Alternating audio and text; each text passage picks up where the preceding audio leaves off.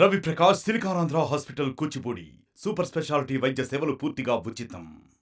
ఈరోజు కరీంనగర్ మున్సిపాలిటీకి సంబంధించినటువంటి జరుగుతున్న పనులు ప్రగతికి సంబంధించిన అంశం మీద రివ్యూ చేయడం జరిగింది. ఆ రివ్యూలో భాగంగా కొన్ని కీలకమైనటువంటి అంశాల మీద జిల్లా కలెక్టర్ గారు, అడిషనల్ కలెక్టర్ గారులను నివేదికలను తెప్పించుకోమని కోరడం జరిగింది. ఇంజనీరింగ్ సెక్షన్కు సంబంధించి కావచ్చు, అందులో సీఎం అస్యూరెన్స్కు సంబంధించినటువంటి 80 పనుల్లో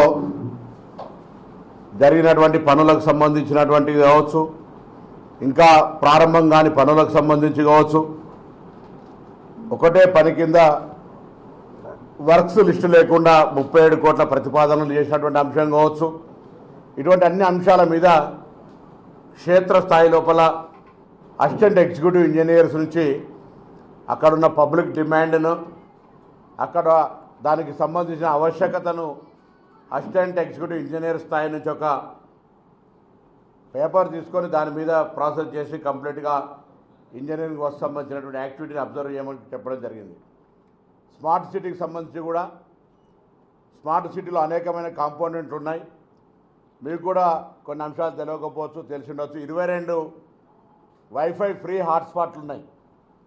అవి ఐడియా కూడా చాలామందికి ఇప్పుడు ఇంత పెద్ద టౌన్లో 22 వైఫై హాట్స్పాట్లల్లో యాజ్ పర్ రిపోర్ట్ 120 మంది వాడుకుంటూ ఉన్నారు. సో అటువంటి వైఫై హాట్స్పాట్లన్నీ కూడా అందరి ప్రజలకు తెలిసే విధంగా చేయడంతో పాటుగా టెక్నాలజీ కాంపోనెంట్ కింద దాదాపు 98 కోట్ల రూపాయలని అనేక రకాలైనటువంటి టెక్నాలజీకి సంబంధించి దాదాపు 700 సీసీ కెమెరాలు పెట్టడం కావచ్చు, కంప్లీట్గా audio control mike sound system కావచ్చు, టెలివిజన్స్ ప్రజెంటేషన్ కావచ్చు, ఇట్లా అనేక రకాలైన దాని తర్వాత సర్వేలెన్సెస్ కావచ్చు, లేకపోతే దానికి సంబంధించిన ఒక 20 సెన్సిటివ్ ప్లేసెస్లలో అలారమింగ్ సిస్టమ్, ఇట్లా అనేక రకాలైన కాంపోనెంట్స్ తోటి 98 కోట్ల రూపాయలని దాన్ని కూడా కేటాయించారు. అందుకు సంబంధించి కూడా ప్రగతి దాన్ని ప్రజలు ఉపయోగించుకునే సాంకేతికంగా ఎటువంటి భవిష్యత్తు అంశాలకు సంబంధించి ఉపయోగపడే విధంగా ప్రజలకు దాని పట్ల అవగాహన కలిగే విధంగా చర్యలు తీసుకునే అంశం కావచ్చు. అదేవిధంగా టౌన్ ప్లానింగ్ నేను మీ ద్వారా కోరుతా ఉన్నాం కరీంనగర్ పట్టణ ప్రజలను. గతంలో తెలంగాణలో కాంగ్రెస్ ప్రభుత్వం వచ్చిన తర్వాత ఎవరైనా భూ కబ్జాదారులు ఉంటే, పేద ప్రజలకు సంబంధించి ఎవరైనా భూమిని ఆక్రమించుకున్నట్టయితే మీరు ఫిర్యాదు చేసుకోవచ్చు స్వేచ్ఛగా. ఇది ప్రజాస్వామిక ప్రజాప్రభుత్వం, అటువంటి వారి మీద తగిన చర్యలు ఉంటాయని చెప్పినాం. దానికి సంబంధించి ఎక్కడ కూడా రాజకీయ జోక్యం లేకుండా అధికారులు నిష్పక్షపాతంగా పనిచేసేటువంటి ఒక వాతావరణాన్ని కలిగేసినాం. దానికి సంబంధించిన ఫలితాలు మీరు చూసినారు. అదేవిధంగా మీ ద్వారా ప్రజలను కోరుతూ ఉన్నాం, 2 రకాలైనటువంటి అంశాలు టౌన్ ప్లానింగ్లో. ఒకటి పూర్తిగా ప్రభుత్వ స్థలాల్లో ఆక్రమించుకొని అనధికారికంగా అంటే అధికార దుర్వినియోగం ద్వారా పర్మిషన్లు తీసుకొని కట్టినటువంటి వాటి వివరాలను టౌన్ ప్లానింగ్ స్వయంగా అటువంటిని లిస్టును హ్యాండ్ ఓవర్ చేయమని చెప్పినాం.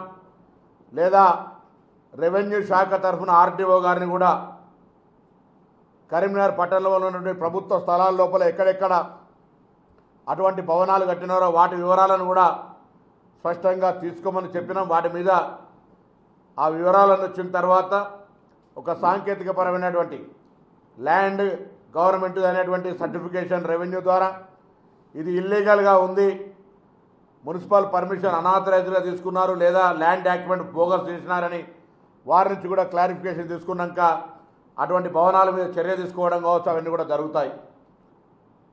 దాంతోపాటుగా ఎందుకంటే అనధికారికంగా అనుమతులు లేకుండా అక్రమంగా అవినీతికి పరంగా ఉండేటువంటి విధంగా కొన్ని భవన నిర్మాణాలు వచ్చినటువంటి ఫిర్యాదులు వచ్చిన దృష్ట్యా వాటి మీద సమగ్ర విచారణ చేయమని చెప్పి ప్రభుత్వం తరఫున జిల్లా అధికార యంత్రాంగాన్ని ఆదేశించడం జరిగింది. దాంతోపాటుగా శానిటేషన్కి సంబంధించి శానిటేషన్ అనేటువంటి సంబంధించి ఉన్నటువంటి వెహికల్ మేనేజ్మెంట్ సిస్టమ్ కావచ్చు, దానికి సంబంధించినటువంటి ఉన్న ఇతరత్ర అంట కాంపోనెంట్స్ కలెక్షన్ ఆఫ్ మెథడ్ కావచ్చు, అనేక రకాల అంశాలు ఉన్నాయి. దానికి సంబంధించి కూడా ప్రత్యేకించి గౌరవ జిల్లా కలెక్టర్ గారు వచ్చే వారం నుంచి ప్రతి వారం ఒక్కొక్క విభాగాన్ని, ఒక వారం శానిటరీ అయితే, ఒక వారం టౌన్ ప్లానింగ్, ఒక వారం ఇంజనీరింగ్, ఒక వారం రెవెన్యూ, ఇట్లా ప్రతి నెల ఒక్కొక్క వారానికి ఒక్కొక్క విభాగాన్ని సమీక్షించే విధంగా ఒక మ్యాండేటరీ ఒక ప్రొవిజన్స్ క్రియేట్ చేసుకోమని చెప్పడం జరుగుతోంది. దాంతోపాటుగా మున్సిపల్ జనరల్ ఫండ్స్ కావచ్చు, లేదా ఇతరత్ర జరుగుతున్నటువంటి పనుల్లో ఎక్కడైతే ఆ వర్క్స్ కంప్లీట్ అయ్యి రికార్డ్ అవుతూ ఉన్నాయో, పని చేసినటువంటి వాళ్ళు ప్రాధాన్యత రకంగా వాళ్ళ బిల్లు పొందలేకపోతూ ఉన్నారు.